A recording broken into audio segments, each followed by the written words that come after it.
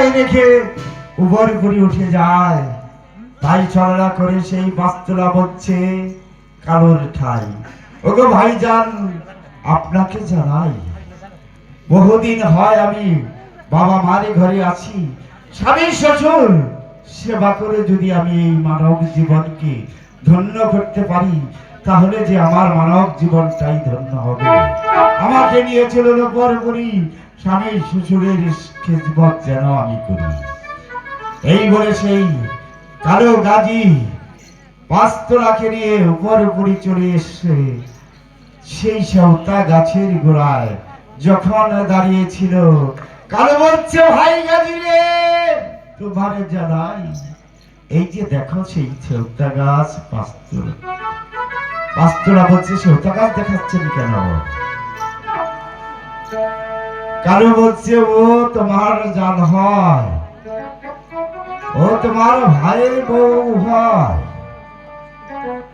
তাই কালো বলেছে ভাই গাজী রে কেমন সাধনা করেছ তুমি, আমি একটু যাচাই করে দেখতে চাই।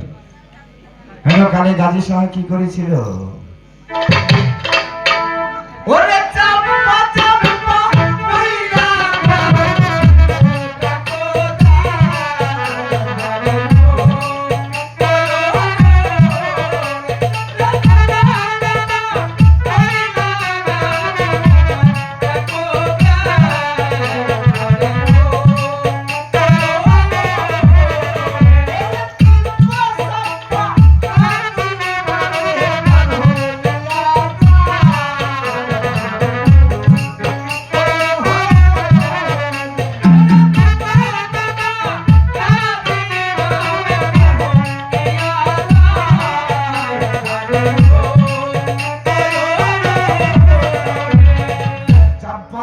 বলে যখন তিন ডাক মেরেছে, দিব্য চাম্পা এসে গাজীর বামে দাঁড় হইয়া গেছে।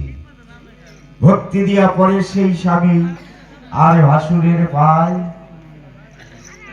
এমনি ভাবে দেশমুখী রওনা হয়ে যায়। তাই সে বৈরাটে যখন গমন করে, বৈরাটে যখন উপস্থিত হলো, তখন সে বাচ্চা থেকান্দনের কাছে বলে, ওই গাজী সাহা ওগো শুনেন শুনেন পিতা জানে করে আপনার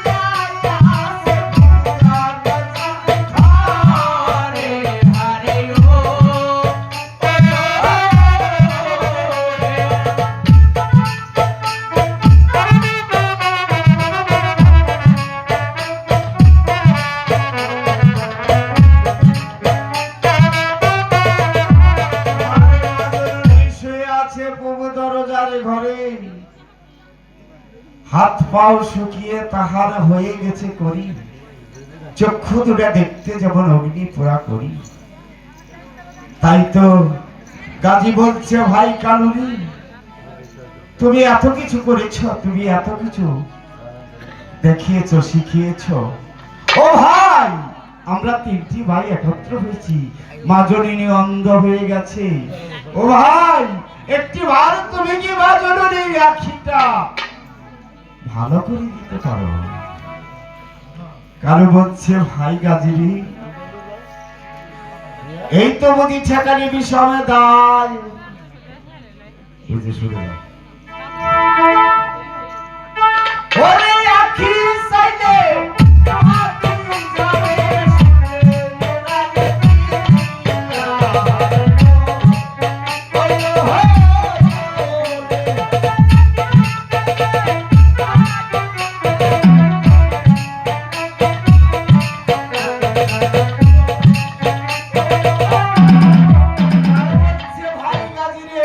সারাক্ষণেই বুঝি ঠেকানি আমাকে। আখি চাইলে পাখি যাবে শুনলে উড়াল দিয়া, এতদিনে চালনি বুঝি আমাকে জোড়া ছাড়া করে। তাই বিসমিল্লাহ বলে যখন সেই কালো সাহা মায়ের অন্তে মায়ের চোখে হাতে বলিয়েছিল, সাথে সাথে মায়ের চক্ষু দিব্য ভালো হয়ে যায়। যদি মায়ের চক্ষু ভালো হয় সকলকে দেখতে পায়, তাই তো সেদিন আনন্দে আহ্লাদে বৈরাটে ভরে যায়। ওরে আজীবন আনন্দ হলো রে।